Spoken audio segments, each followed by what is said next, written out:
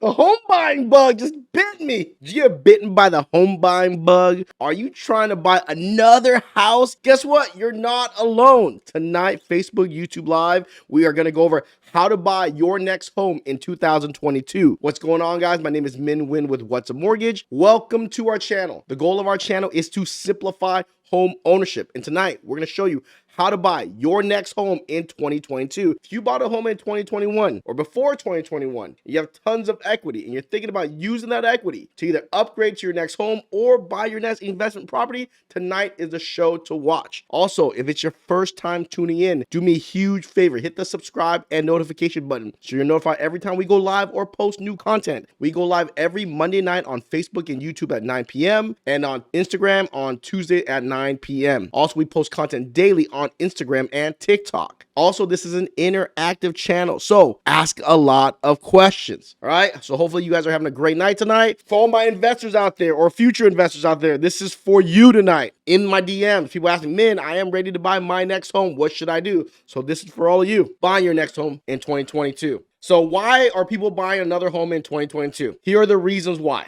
Reason number one, they're upgrading to a bigger home. A lot of people bought homes the last couple of years and their children got older and they feel like they need a bigger place, or they bought a home in 2021, it just wasn't the right fit and it's time for them to upgrade. So this is for you. Also, if you're turning your current property into a rental, the easiest way to build rental property is to upgrade and turn your current one into a rental. Or some of you guys, you already have rental property, but you're going to buy another one. Or you decide, I love my house, but I'm ready to buy a rental property somewhere else. Or a lot of you guys who are looking about doing Airbnb and you're trying to figure out the hack. So for all the people who are buying homes as vacation home, this is for you as well. Also, tonight we're going to go over how to buy another property for your child or an elderly person and use something called a Kiddie condo. It does not have to be a condo, but to buy another property, either FHA 3.5% down or 5% down conventional. Yes, without putting 10, 15, 20% down, you can buy another property. We're going to get into that tonight, okay? So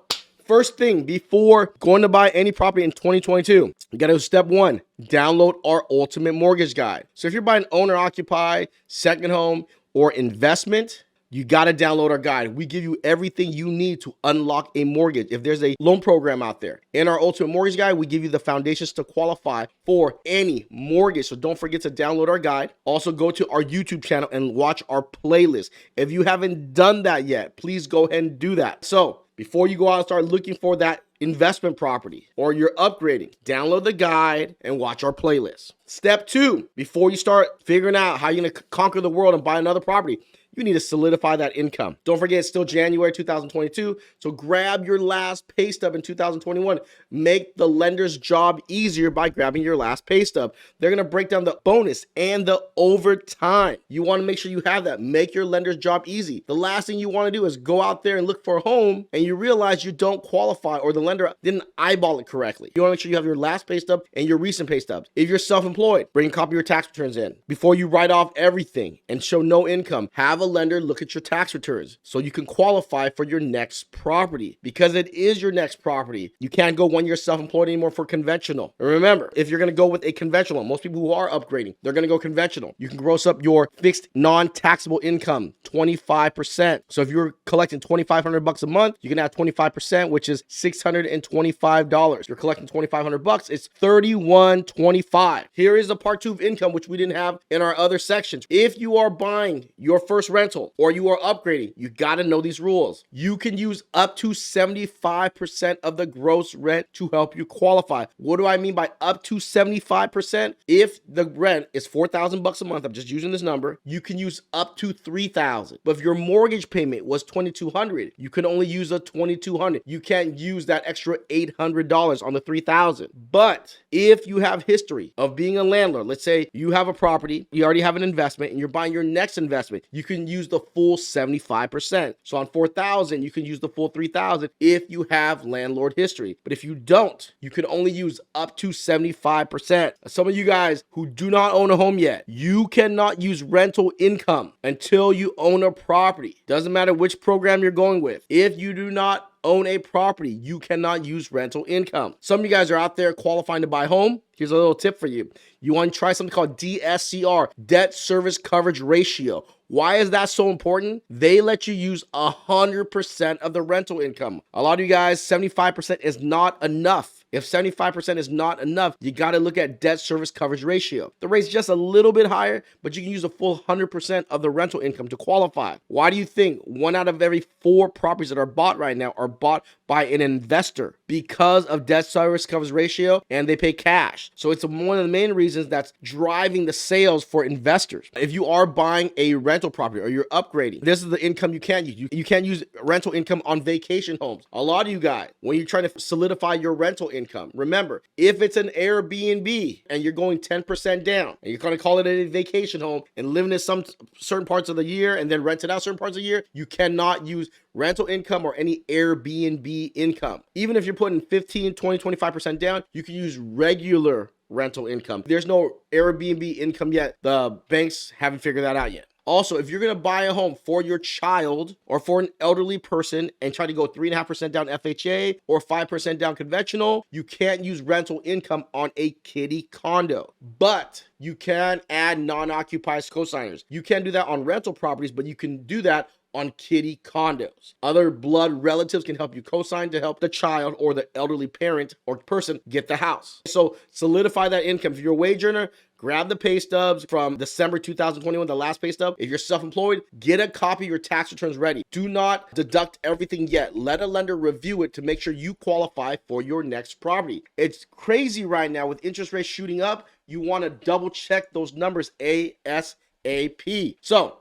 once you solidify the income, solidify the credit. You gotta solidify the credit. Just like all the other programs, you wanna make sure you check the balance, the monthly payments, tally them up so you can see, do you have to delete debt to qualify? A lot of you guys know interest rates have shot up. If you're buying your first home or if you're buying your investment property and you were pre-qualified in 2021 or up until today, rates are in the 4s today. I don't know when they'll shoot back down because rates are going up. A lot of you guys do not qualify. So the best way to put yourself back in a position to buy is to eliminate debt. That's why you want to validate the income because income's not going to change. And then you look at the credit. What debts can you pay down? Remember, if every $350 a month you pay off, it gives you $50,000 more buying power. A lot of you guys who are upgrading to your next home, rates were in the 3s, now you're in the 4s. So you might not qualify without paying off debt. You can either drop the purchase price, add a cosigner, or actually you can't add a cosigner. You can add a cosigner if you're buying an owner occupied. So be careful. If you buy an investment, you cannot add a cosigner, but you can add a cosigner if you're upgrading owner occupied. But make sure you follow these rules.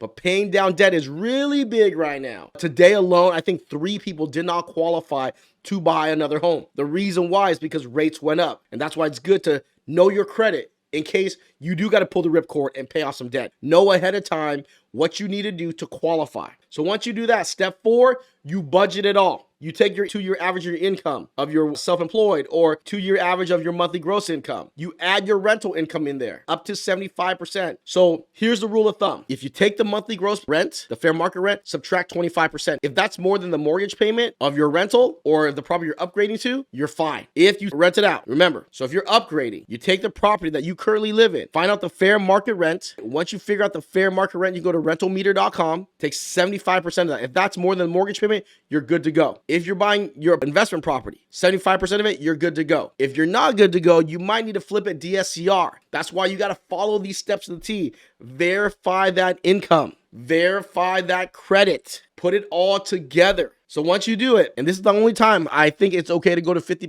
DTI, you take your gross income with your rent times it by 50%. As long as you keep your debt to income ratio under that 50%, you'll be good to go. It's for those of you who are a little more conservative because you want to also take in consideration if your tenant doesn't pay rent. Here's our DTI cheat sheet. You can go 40% DTI, 43, 45, 50. But I suggest you stay within that 45, 50. If you can go in that 43, great, right? That means you can weather the storm a little bit better in the 43. It's really hard for someone to qualify with another property to stay in the 40, 43. 45 to 50 is a lot more reasonable. So remember, one last time, if you are upgrading your current property that you live in now that you're going to rent out, go to rentalmeter.com or any site you want to look up what the medium rent is. Take 75% of that. If that's more than a mortgage payment, you're good to go. If it's not, that means your income needs to make up the difference. So if you go with a higher mortgage payment on your new home, you might not qualify. That's why you want to make sure you talk to your lender, you have all your income docs, you get that credit ran, Rates have gone up. You might need to pay down some debt so you can qualify. Play the numbers. Mortgages, if you're a lender or realtor out there, it's like a seesaw game. You got to pay down debt to balance out the seesaw, balance out the DTI. You got to play that seesaw game. The best way to do it, have all your documents ready. So now,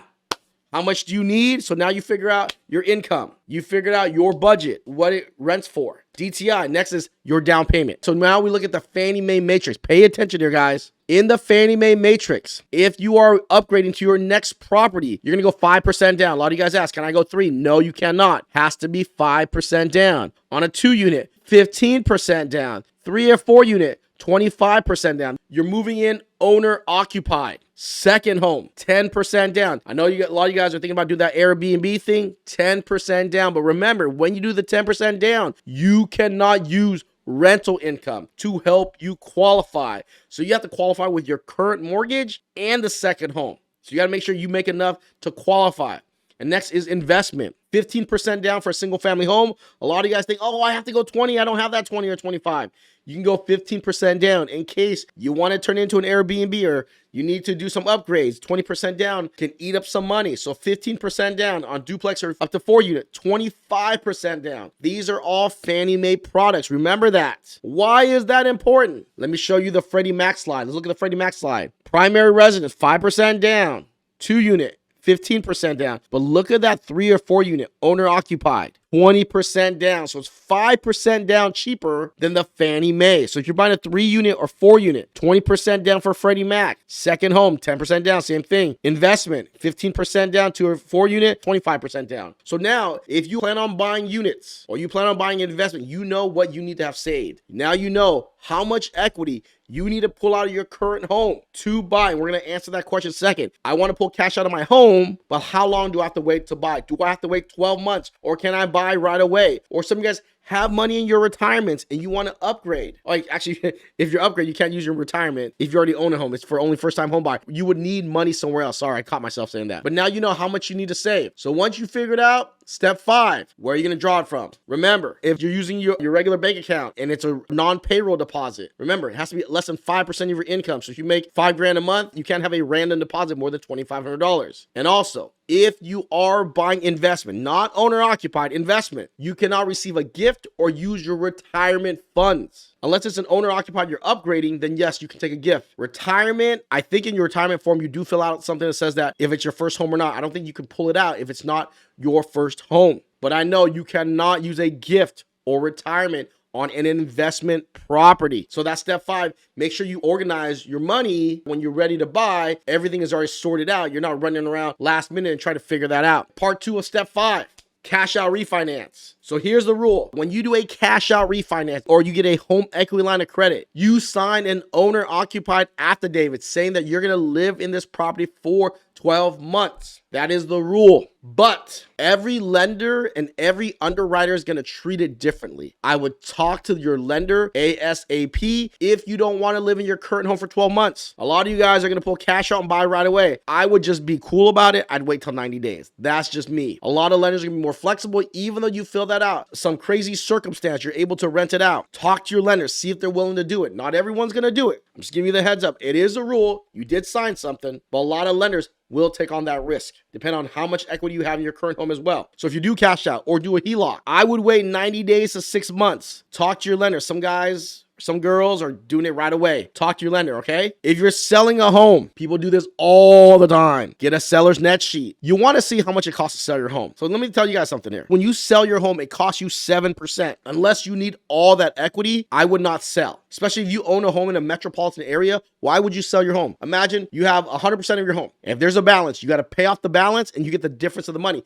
minus 7%. If you do a cash out refinance, you can only go up to 80% of the appraised value. So you can cash out, pay off the balance of the original loan and pull up to 80%. If that's not enough, I understand why you have to sell it. But if you have tons of equity, which a lot of you guys gained about 31% equity in the past 24 months, I would think twice about selling my home. Why is that? If you sell your home, you're going to give away 7%. 27% equity. Might as well hold on to it. I know there's that 13% window or gap that you want to make up, but if you don't need it, keep that property, rent it out. Why do you think home values are going up like crazy right now? People are holding on to property. If everyone else is doing it, why are you selling? Unless you really need to. It's important that you know that. Also, gift of equity. If you are upgrading owner occupied, you bought a home, you live in it, you love it, but all of a sudden your relative wants to give you a nicer, bigger home, someone passed, you can do a gift of equity only on owner occupied. Okay, if it's not owner occupied and you're not going to do gift of equity, you can refinance the home from that in-law or that parent or that relative into your name as an investment property, but you're going to need some equity to do that. Definitely talk to your lender if you're going to do something like that. And then number 6, you put it all together. You can go to whatsupmortgage.com and use the Techie Lender calculator. We put it on there for you to use. You go there, punch in the numbers. If you need help, please DM us. You can always give us a call, 714-790-9697. If you need help using the calculator, like, you know what? I want to do it myself. I'm not ready to talk to a lender, but I just need help with the calculator. Just reach through or text us or DM us, okay? And we'll help you put it all together. Because once you put it all together, step 7, you might have to rebalance. You might not have enough equity. You might need to sell the property. You might rental income. You might be short rental income because you can only use 75%. You might need to flip the deal, DSCR, maybe drop the purchase price, bring in a bigger down payment, pay off some debt. You can't add a cosigner unless it's for an owner-occupied property that you're upgrading to. So those are the 7 steps for you to prepare yourself to qualify to buy your next property in 2022. Was this information useful? If it is, do me a huge favor. Please leave a comment, and we're about to get in some Q&A. I'm going to talk about Kiddie, Condo next and DSCR, but start asking your questions. So leave a comment below. If you are buying another property and you have a question, definitely ask. But let's talk about the Kiddie Condo. If you own a property, owner occupied already, and you have a child or an elderly family member who needs a home, who cannot qualify themselves, you can help them buy it, and you can go 3.5% down FHA or 5% down conventional. You will be the co-borrower on that loan, and they will be the main borrower. And as the main borrower, yes, they will need credit. But if you make enough money, you can qualify for them. Also, in a Kiddie condo, you can use blood relatives to help you co-sign. It's the only program when you're adding another property where you can use a non-occupied co-signer. So if you have a child and you can have grandma or grandpa or uncle help co-sign with you, since you can't use rental income to help you qualify, you can rent out the property and get border rent, but you can't use that income to qualify. And it has to be a single family home, condo, or townhouse. If you get into the units, it's going to be 25% down. If you're doing that, might as well go investment. Next, DSCR, debt service coverage ratio. It's a non-qualified mortgage product. If you already have rental properties and you don't show any income because you write off everything, or you buy a property and you need the full 100% of the rent to qualify, DSCR is for you. This program will give you the money to buy the property as long as the property rents positive. So if your property mortgage payment is $3,000 and your $3,000 is your rent, guess what? You could use the full $3,000. It covers the mortgage. You're good to go. The minimal down payment is going to be 20 to 25% down. You can even do a cash out refinance with DSCR. It's a great program. Why do you think so many investors out there on the streets right now buying up property? They don't need to pull all cash. They can buy 20, 25% down as long as you have credit and it rents positive on 100% of the rent. You're good to go. Very big in 2020 and 2021. If you didn't know about it, hopefully today you got put on game and you understand how DSCR works. Interest rate is about 1% higher than a conventional loan. Yes, it is high, but remember, they're allowing you 100% of the rent. They don't care about your income as long as it rents positive. So do the math. Also, other things you need to know about buying a new property in 2022. You can't use co-signers for investment property. If you are going to get a credit, you can't get more than 2% closing cost credit from the seller. Unlike owner-occupied, you can get more. On investment, 2% max. You cannot use gift funds or gift of equity on investment or second homes. Also, you can only use fair market rent. You cannot use that Airbnb rent. And remember our rules for Kiddie Condo. If you go into units, it's going to be 25% down. You can add non-occupied co-signers. Only one that you can buy another property and add a co-signer. Also, you cannot use border rent. Even though you're buying a home, buy a school, and your child's friends are going to live in other rooms, you can't use that as rent. Cash out HELOCs, owner-occupied. but you gotta wait 12 months. You're supposed to wait 12 months, but talk to your lender. See if they're willing to take on the risk. A lot of lenders are taking on that risk right now. I would be telling you this is the rule and the law, but people still maneuver around it one way or the other. But talk to your lender. If you are upgrading, if you currently live in a home and you are going to keep that home and buy another one, make sure you live in your current home for 12 months. That you're not going to be able to get away with. They'll make sure that you've lived there for 12 months. They're going to see on your credit report. The cash out, you can get away with that. If you're upgrading, it's really hard to get away with that, okay? So remember these rules. All these slides will be in our video and on our Ultimate Mortgage Guide, so definitely check it out. If you enjoyed the information, do me a favor, follow us on Facebook, YouTube, Instagram, TikTok, and LinkedIn. If I brought you enough value tonight, please follow our pages. Let's go some Q&A here. We want to end all our episodes with our attitude is gratitude. Without you, there would be no us. So thank you guys so much and have a great night.